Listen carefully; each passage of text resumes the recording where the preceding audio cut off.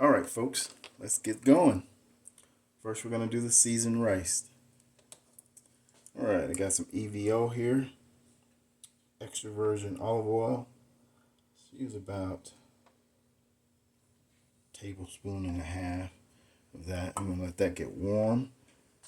Got 2 cups of uncooked. I'm using white rice, and you can use whatever rice you prefer.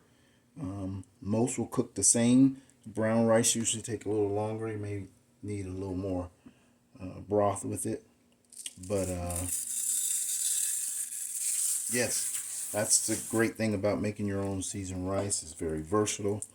You can do a lot of things with it. You can add peas, you can add mushrooms, little meat, and all that kind of stuff. Okay.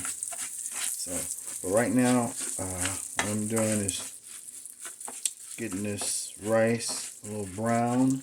I'm going to go ahead right now and add the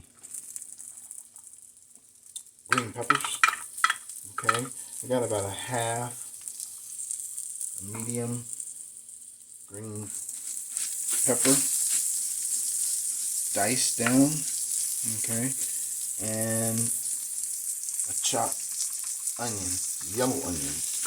Same thing, about a half medium size. Actually, this yellow onion was a larger one. So you're gonna just let that move around the pan a little bit while it's getting hot. Get the vegetables a little soft. Acclimate it to that rice. Start to flavor it a little bit. But the thing is, I just want to brown that rice just a bit before we really get going.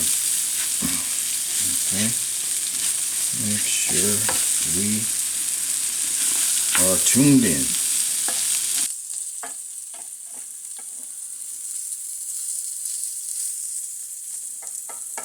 I like doing this dish because sometimes you just get tired of white rice. Sometimes you just get tired of doing it out of the box or a little bag and folding in the ingredients that they want you to have and the flavors that they want you to have. But like I said earlier, you can be very versatile with this dish. Put some of the things you like in it. If you not a meat eater, you can use vegetable broth instead of the chicken broth that we're going to use. There's a lot of different things that you are able to do with it. So if you look right now, it's starting to brown a little bit. And that's what we want that rice to do. That helps with the cooking process as well. Move it along a little faster. Okay. And we'll go ahead and add our butter. Is salted. I got about 4 tablespoons of it. Okay. And I have chopped garlic here, fresh. Add that in right now. That's a tablespoon of it. Okay, go ahead and start moving it all around. You know, you can hear it there. It's doing really well right now. Starting to get some aromas off of it. And of course, those smell great already. Alright, to start flavoring it. Okay, so I'm using here some beef steak rub by Maddie Spices. Or you can always use the one that you are comfortable with and love. I've got about 2.5 tablespoons here of this steak and beef rub by Maddie. I'm going to add that in. Okay. Right, and we want to go ahead and just get them all in. Got some garlic powder here. Got some onion powder here. And a little paprika adding. Okay. And I'll have the recipe in the description below. But that was 1 teaspoon of each of those. Okay. Got a little salt, pepper, some thyme, and a little kick to it. I added some red pepper flakes. Again, I'll give you all the directs in the description there. But you can start to smell it and see it. Boy, oh boy, it's getting hot. I'm going to keep it moving. Go ahead and add half of this parsley right now. And with the parsley, gives it a little bit more color, a little more flavor. This is about a tablespoon I'm adding right now. Get that hot, but don't burn those seasonings, move them around. And then for the chicken broth, okay? This is about 3.5 cups I'm gonna add here. And if you like, you can use water.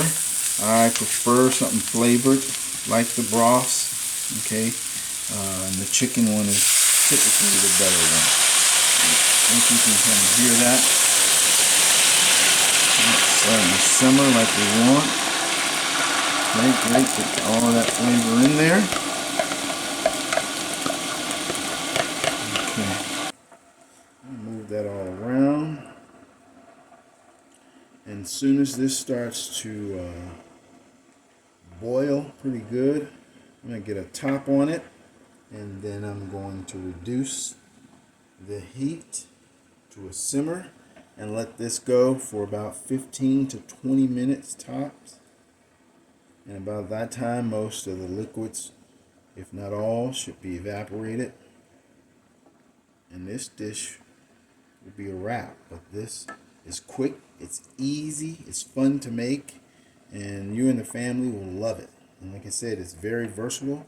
At this point, if you say you want to add some sliced or some chopped chicken in here, right now, this is the time you can do it. And it can be raw. I have plenty of time to cook with that 15 to 20 minutes. You know, you can put some shrimp in here. That'll help flavor it. This will be a really good dish. And again, I'm just using this as the side. And as you get fancy with it and add more things and build it a little bit, you can make it a main course. Alright, it's doing pretty good. We're getting a good boil there. I'm going to go ahead and put the top on this and let it do its thing. About 15-20 minutes, like I said.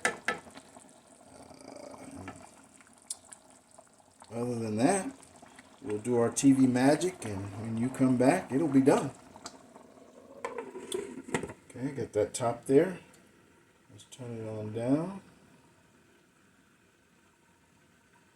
It's a nice simmer. That's what we want. Alrighty. I think she's just about done here. Oh, look at that. That's gorgeous. Let's look at there. You just smell it. Now I just want to mix it around.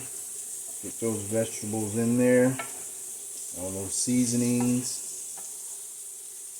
Oh boy. This is going to be delightful. And like I said earlier, again, mentioning it again, this is something you can be very versatile with. Here at the end, you can sprinkle some crumbled bacon on top, or serve it as is, but it will be delightful. Okay, and remember, as you're cooking it and as it's going, let it do its stuff. Let it do its own thing. Don't take the top off. You know, I know you want to look at it, want to stir it, but no. Just let it go. And as you can see, how moist that rice looks there. Oh man, that's going to be delightful. Okay, so we have done it for the seasoned rice. Okay, Again, the description is going to be at the bottom below there. Please give us a thumbs up. But you're going to love this one.